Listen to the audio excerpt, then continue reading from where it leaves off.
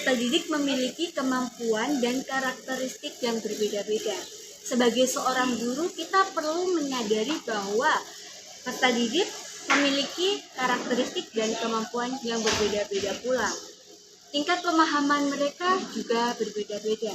Dengan mengetahui karakteristik dan kemampuan mereka, seorang guru dapat merancang pembelajaran dan asesmen dengan tepat sesuai tingkat dan pemahaman peserta didik.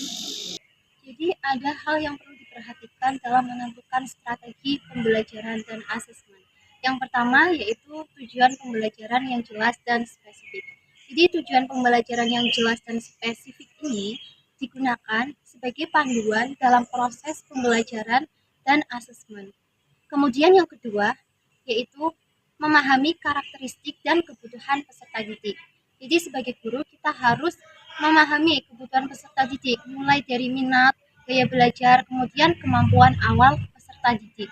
Kemudian yang ketiga yaitu pemilihan metode dan strategi pembelajaran.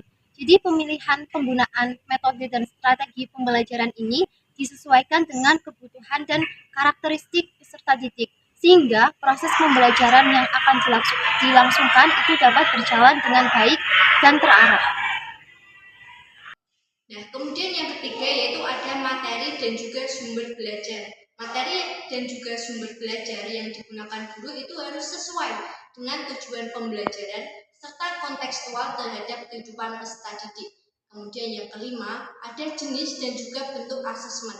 Nah, merancang asesmen ini tidak hanya digunakan guru sebagai memberikan penilaian akhir terhadap peserta didik, tetapi juga digunakan guru untuk memantau kemampuan dan juga kesiapan dan kemajuan peserta didik serta memberikan umpan balik yang bermanfaat kepada peserta didik. Nah, kemudian yang keenam itu ada keterlibatan peserta didik. Nah, pendekatan yang digunakan guru ini harus melibatkan peserta didik dalam perencanaan maupun penyelenggaraan pembelajaran agar peserta didik dapat termotivasi dan juga berperan aktif dalam pembelajaran. Nah, teman-teman semua perlu diketahui bahwasanya pembelajaran berdiferensiasi itu memiliki banyak strategi atau banyak jenisnya. Ada 4. Yang pertama adalah diferensiasi konten, kemudian proses, produk, dan juga lingkungan belajar. Yang pertama adalah diferensiasi konten. Konten ini berfokus dengan bagaimana caranya guru menyajikan materi pembelajaran. Kemudian proses ini berkaitan dengan bagaimana cara guru untuk memahamkan atau memberi pemahaman kepada peserta didik dengan level kemampuan yang berbeda-beda.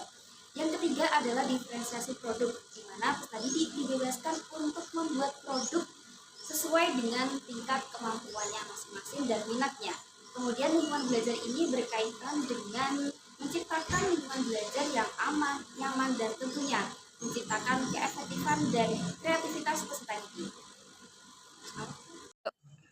Baik, miskonsepsi yang terjadi sampai saat ini bahwa pembelajaran berdiferensiasi itu diartikan sebagai memetakan peserta didik sesuai dengan gaya belajarnya. Ada yang suka membaca, dipetakan berdasarkan gaya belajar membaca, kemudian ada yang suka mendengarkan lagu atau audio, maka dipetakan berdasarkan audio, kemudian yang suka gambar, dipetakan berdasarkan visual. Padahal pengertian berdiferensiasi saat ini itu bukan memetakan peserta didik sesuai dengan gaya belajarnya, tetapi berdasarkan tingkat pemahaman peserta didik, mulai dari yang belum berkembang, sedang berkembang, dan sudah mahir. Itu memiliki 3 tingkatan dan masing-masing guru itu memiliki penyebutan yang berbeda-beda, bisa menggunakan yang belum berkembang, sedang berkembang, dan mahir atau yang lainnya. Kemudian harapannya untuk kedepannya bagi semua guru tidak ada lagi yang salah mengartikan apa itu pembelajaran berdiferensiasi.